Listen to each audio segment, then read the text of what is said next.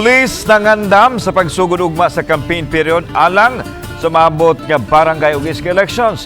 Vote buying complaints booth ipahimutang sa Talisay City Police. Ani ang live report ni Marie Dumabok. Fem.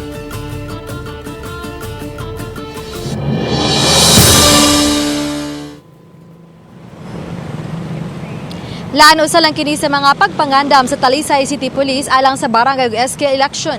Di na dunay pulis nga motutok sa mga reklamo kalabot sa vote buying kung gitawag kini og kontrabigay help desk. Sugod ugma magbutang og lamisa sa Talisay City Police Station alang sa mga reklamo sa maabot nga paniliay, ilabi na alang sa vote buying. Mato ni Police Lieutenant Colonel Wayne Magbanwa, ang hepe sa Talisay City Police Station, nga way lain nga tubago ng pulis nga iyang ibutang sa booth, kundi mao ang aligasyon sa pagpamalit og botos o uban pang election related.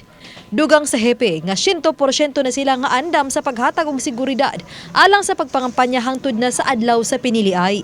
Ang gipang-augment nga pulis sa Talisay atol sa kapistahan mulahos na kini sa piniliay.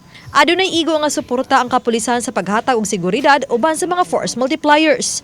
Our security preparation is in place and we'll have our meeting with the COMELEC before the start of the campaign period. Ang atong ang role naman sa PNP ma'am is to assist for the security only. Samtang nagpadayon usab ang training sa pipila ka mga magtutudlo nga mulangkob sa Electoral Board sa Dakbayan sa Talisay.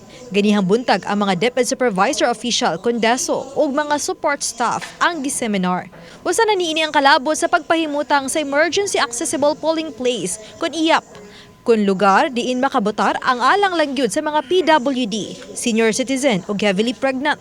Alang sa mga moserbisyo, ilang gilantawan nga dako kining makatabang aron mas dali ang piniliay. Mas nindot siya, mas efficient na naka-appreciate ko sa gibuhat sa COMELEC kay ngadto sa presinto kaming mga chairman or DESO di na kayo may makuha atong mga persons with disability, katong mga pregnant women, mga senior citizen, di na kayo may ato.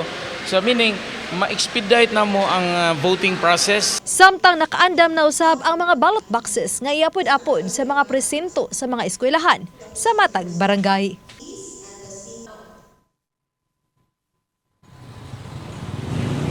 Landugang pang mga seminar ang himuon sa Talisay City COMELEC ngadto sa mga magtutudlo nga mo serbisyo sa barangay ug SK election. Ugma adunay himuon nga mga seminar ngadto sa mga magtutudlo nga moy alagad sa BGMP facility. Lan? Okay, daghang salamat, Marie Dumabok.